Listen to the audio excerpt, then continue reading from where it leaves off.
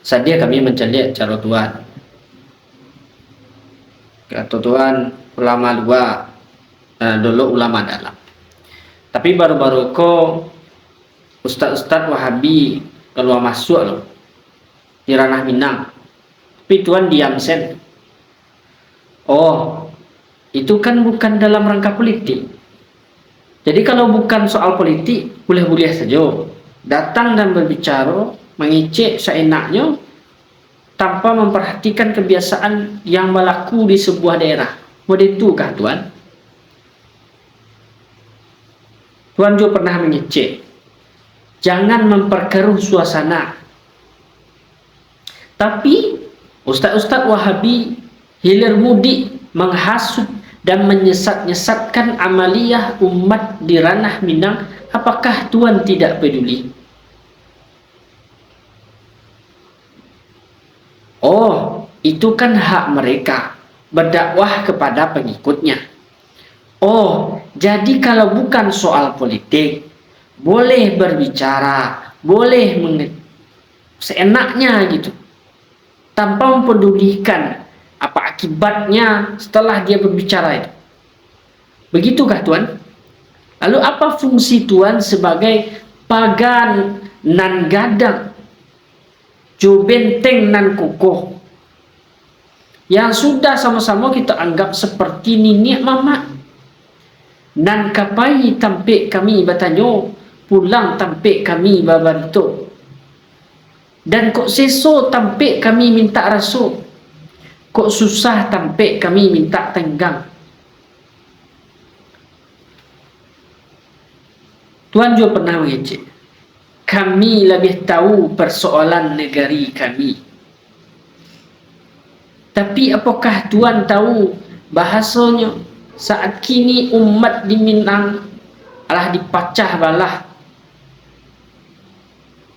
dek para pendaku kebenaran mutlak yang berdakwah dengan tendensi kebencian yang selama ini tidak bisa menjadi dan dilakukan oleh anak negeri ini.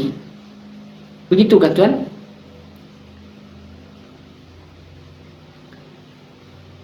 Tuhan juga pernah berkata, apakah agar beradab, tapi tentu Tuhan paham bahwa bertabayun dan dialog atau mujahadah itu adalah adab paling tinggi dalam Islam. Apakah sudah Tuhan lakukan?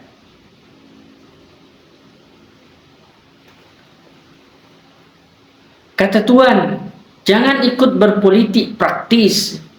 Tapi apakah Tuhan sadar bahwa sikap yang Tuhan ambil juga merupakan sikap politis?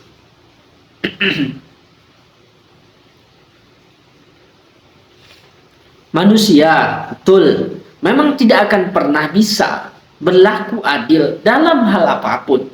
Oke? Karena adil hanya milik Allah Subhanahu wa Ta'ala. Kami yakin Tuhan lebih paham itu. Oleh sebab itu, jangan Tuhan seolah-olah bersikap sebagai sosok yang paling adil dan yang paling bijak. Untuk apa? Untuk hal-hal yang sifatnya duniawi dan apalagi manusiawi, Tuhan. Karena manusia adalah sumber kekhilafan dan dunia adalah sumber fitnah. Tuhan tahu itu. Ditambah persoalan ulama luar dan ulama dalam negeri, ulama luar, ulama dalam, ini adalah persoalan sensitif Tuhan, yang punya muatan rasis Tuhan. Kami sangat menyayangkan, kita semua menyayangkan, ini sampai keluar dari lembaga keumatan yang selama ini kami bangga-banggakan, kita semua bangga-banggakan. Apalagi untuk menyikapi perkara yang sebenarnya bisa dibicarakan Tuhan.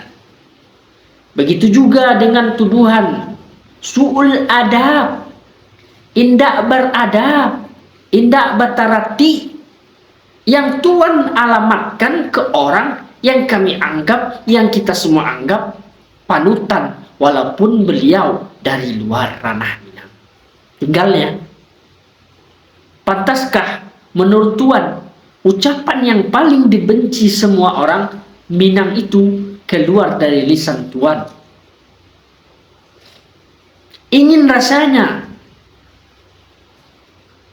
kami bertanya kepada Tuan, apakah memang beliau yang tidak beradab, atau hati Tuan yang terlanjur hasad, benci?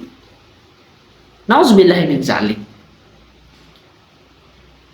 Begini Tuan, siapapun orang penting, termasuk ulama, apakah pejabat yang datang ke sebuah daerah, tentu sudah pasti punya prosedur dan protokoler.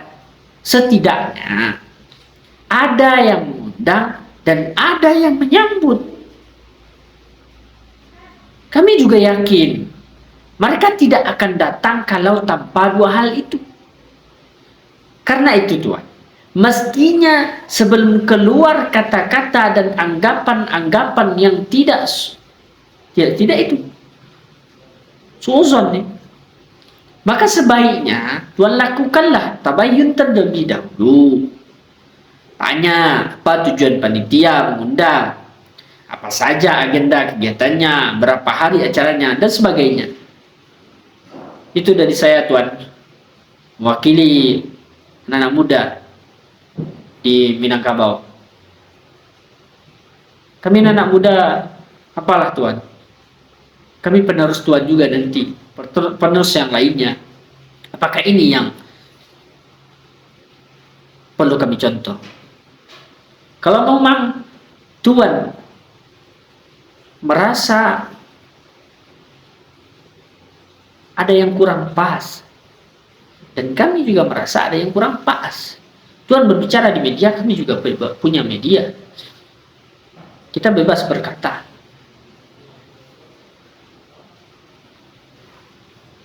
Itu Tuan, salam dari anak-anak muda ya, kami yang baru hijrah ini Tuan ya. Beda Tuan yang sudah bersorban, kami masih butuh bimbingan, tapi kami menyikapi, melihat hal ini, kayaknya Tuan itu seperti tidak ada rem. Kalau kami yang muda, remnya ada yang tua.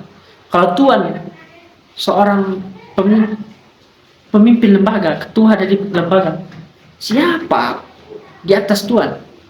Tapi saya nggak melihat Tuan itu seperti ada yang mengontrol Tuan. Tuan seperti Tuhan, seolah-olah seperti Tuhan, seolah-olah. Karena bahasa Tuhan juga bilang seolah-olah berpolitik, dan kami juga berhak bilang seolah-olah Tuhan seperti Tuhan, bisa menentukan semuanya. Itu salam dari anak muda Tuhan.